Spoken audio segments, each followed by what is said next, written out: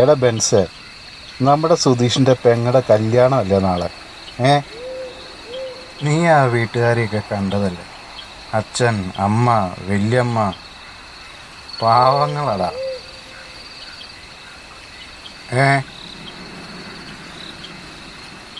ഇവന് ഈ ജോലി കിട്ടിയപ്പോഴാണ് ആ കുടുംബം തന്നെ ഒന്ന് നിവർന്നു.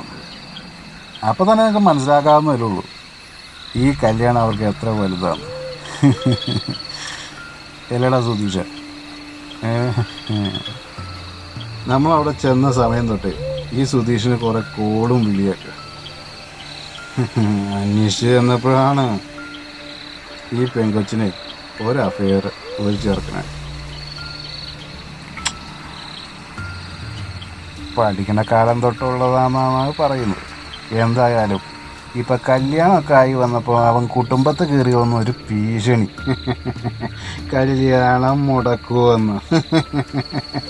നമ്മളൊക്കെ ഇവിടെ ആണുങ്ങളായിട്ട് നെളിഞ്ഞ് നിവർന്ന് നിൽക്കുമ്പോഴാണ് അവൻ്റെയൊക്കെ കുന്തളിപ്പ്.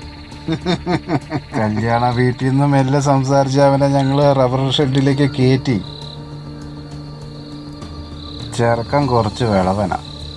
അവൻ്റെ കയ്യിലേ ഈ പെങ്കൊച്ചിൻ്റെ 1-2 തുണ്ട് പടങ്ങളൊക്കെ ഇരിപ്പുണ്ട്.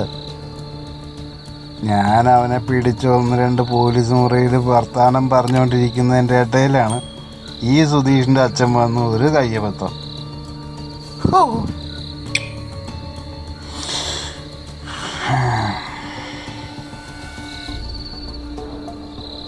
നമ്മുടെ മുന്നിൽ വന്ന് ഈ സുധീഷ് അച്ഛന് വേണ്ടി കെഞ്ചിയ നമുക്ക് ചെയ്തു കൊടുക്കണ്ടേ? പോലീസുകാർക്കല്ല പോലീസുകാരൻ്റെ കൂടെ നിൽക്കാൻ പറ്റൂ? നിന്നെ അറിയിക്കണ്ടെന്നാണ് ഞാൻ വിചാരിച്ച.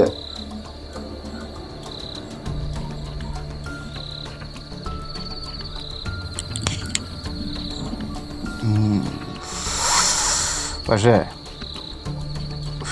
നീ അറിയും, ഈ വണ്ടി നിന്നെ അറിയിക്കും.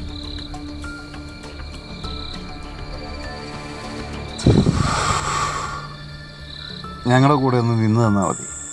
ഒന്ന് കണ്ണടച്ചാൽ മതിടാ.